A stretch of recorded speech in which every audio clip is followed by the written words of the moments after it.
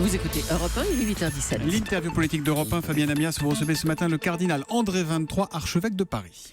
Bonjour monseigneur. Bonjour monsieur. Amnesty International publie ce matin son rapport annuel.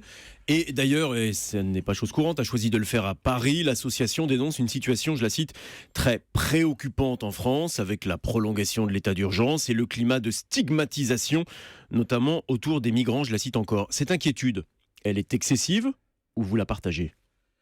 Je la partage en partie, dans le sens où je pense qu'elle reflète effectivement des signes que l'on perçoit dans la situation de notre société, mais je ne la partage pas totalement dans le sens où elle laisse de côté ce qui est le ressort de cette situation, c'est-à-dire je peux dire une certaine forme d'exacerbation des passions et de la violence dans les rapports sociaux.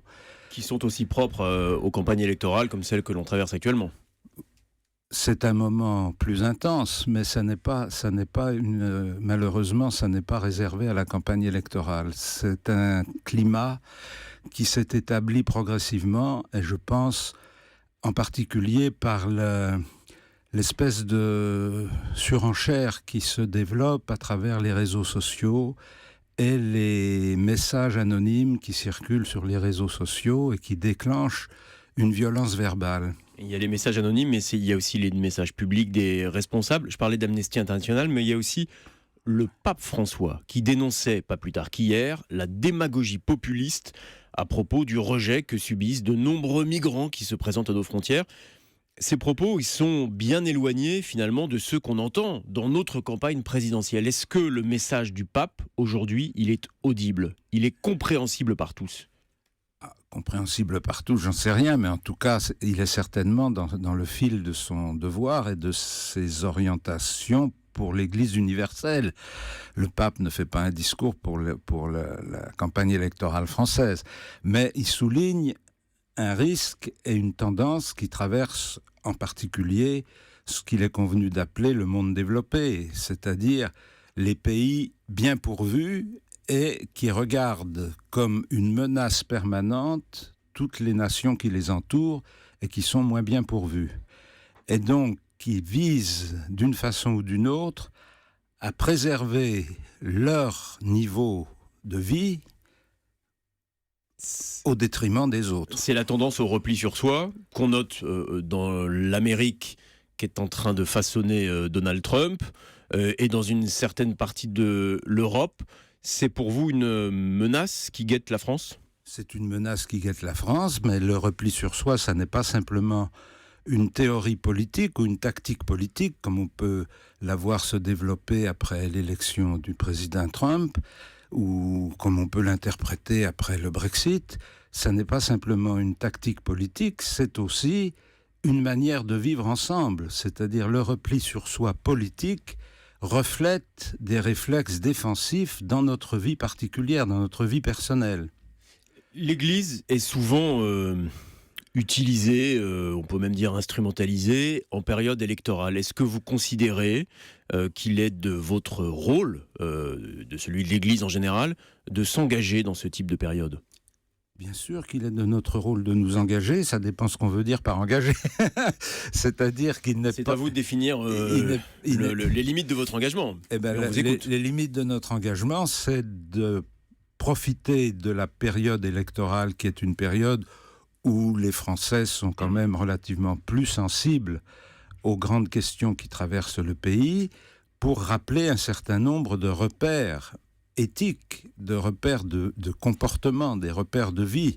Ça n'est pas s'engager pour choisir entre tel ou tel candidat. Un homme de religion, alors pas catholique, mais juif, puisque je parle du grand rabbin Haïm Korsia, s'exprimait hier dans le Figaro et il appelait très clairement à faire barrage aux extrêmes.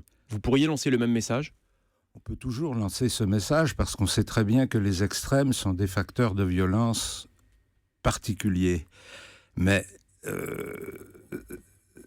ça n'est pas un choix entre les candidats. C'est une façon de définir les limites dans lesquelles il faut jouer. C'est les limites du terrain. Si on sort des limites du terrain, on entre dans une dans une sorte de compétition à celui qui sera le plus violent. Est-ce qu'aujourd'hui, pour vous, un parti comme le Front National sort des limites du terrain ? Mais je n'entre pas dans cette discussion-là parce que je ne suis pas là pour dire que le Front National n'est pas un parti. Le Front National est un parti. Si la République française estime qu'il est sorti des limites du terrain, il faut qu'elle l'interdise. Si elle ne l'interdit pas, ça veut dire qu'il est dans les limites du terrain. Mais il peut être dans les limites du terrain avec cependant des accents ou des orientations sur lesquelles on peut ne pas être d'accord. Et qui sont des accents, des orientations que vous pourriez qualifier d'extrêmes, comme le fait Haïm Corsia, encore que je citais tout à l'heure. Il ne cite pas le Front National. Mm. Il cite les extrêmes. Mais à travers ces mots, les propos étaient extrêmement clairs. Oui, mais enfin, les extrêmes, ça ne fait pas un extrême. Quand il cite les extrêmes, il pense sans doute à plusieurs.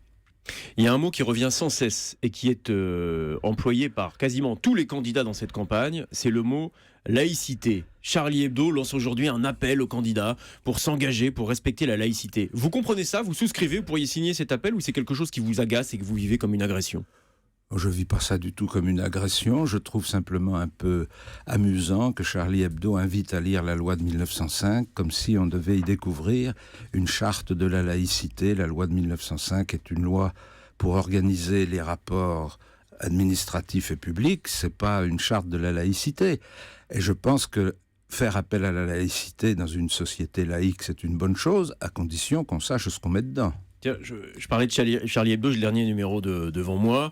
Ils sont souvent critiqués ou menacés pour les caricatures qu'ils font de l'islam, du prophète. Là, ils ont choisi de faire un dessin avec Emmanuel Macron en une et sa dimension christique, clouée sur une croix comme ça. Est-ce que ça, c'est quelque chose qui vous choque ? Vous vous dites qu'il y a des limites à la caricature ou finalement vous dites c'est plutôt amusant et on peut laisser passer ? Non, franchement, je ne crois pas que ce soit un événement politique. Je pense que c'est de l'ordre de la caricature. Et c'est une des difficultés de la communication pendant cette période électorale, c'est précisément que l'on ne fait plus très bien la différence entre la caricature et la critique, on ne fait plus très bien la différence entre l'investigation et l'enquête, et on finit par aboutir à des situations impossibles. Une procédure canonique est aujourd'hui poursuivie pour étudier le cas du père Anatrella, qui est un prêtre psychanalyste, dans une affaire d'attouchement sexuel. Pourquoi dans ces cas-là, c'est une procédure canonique propre à l'Église qui est ouverte et ne pas saisir directement la justice française ? Mais ça ne dépend pas de moi de saisir la justice française. J'ai demandé que les personnes qui faisaient les choux gras des journaux et des chaînes de télévision de façon anonyme se déclarent si elles avaient quelque chose à dire. Elles se sont déclarées, enfin un certain nombre d'entre elles se sont déclarées, sont venues faire des dépositions, et il m'a semblé juste que ces dépositions soient prises en compte par une procédure dans laquelle le père Anatrella pourra exprimer ses convictions et son point de vue et son innocence. Mais à ce titre personnel et dans vos fonctions d'ailleurs, dans ce type d'affaires, vous ne pensez pas que c'est finalement à la justice de se saisir, à la justice des hommes, de manière à ce que aucun soupçon ne puisse peser sur l'Église ? Mais j'en suis convaincu, c'est pourquoi je demande toujours, quand on s'adresse à moi, je demande toujours aux gens qui s'adressent à moi de commencer par porter plainte, ce qu'elles refusent en général. 2 cas de pédophilie ont été avérés dans 2 diocèses cette semaine.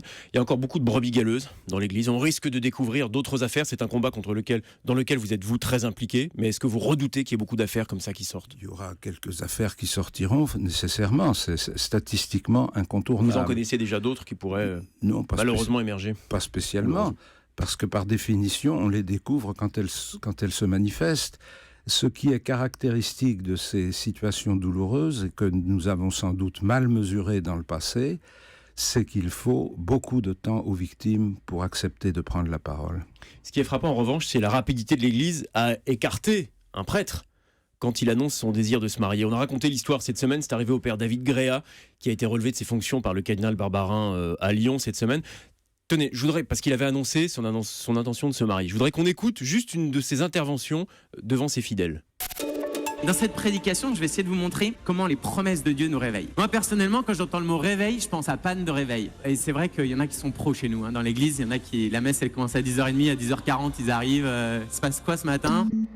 Voilà, c'est plutôt un registre différent, une messe comme on entend assez peu, mais qui est aussi prompte, j'imagine, à séduire de nouveaux fidèles. C'est pas dommage de se priver d'hommes de cette nature dans l'Église, qui peut moderniser, renouveler le message de l'Église, simplement parce que il a choisi d'aimer une femme. L'Église n'est pas une entreprise de séduction. Et il n'est pas certain que les spotlights soient le meilleur endroit pour développer les plus beaux talents. C'est toujours attractif d'avoir quelqu'un qui a une attitude ou un discours transgressif. Ça ne veut pas dire pour ça que c'est mieux et plus efficace. Mais sur le célibat, vous pensez qu'un jour, la doctrine de l'Église peut évoluer ? Ça ne changera rien du tout à rien. Voilà, je peux vous dire que si elle change et si elle évolue un jour, ça ne changera rien à rien parce que le problème n'est pas le célibat, c'est la fidélité des gens à leur engagement. Donc ça n'est aujourd'hui et ni demain à l'ordre du jour. Non. Merci André 23 d'être venu ce matin en direct Merci. sur Europe 1. Demain, c'est François Barouin qui sera votre invité, Fabien, à 8h15 pour l'interview politique d'Europe 1. À demain.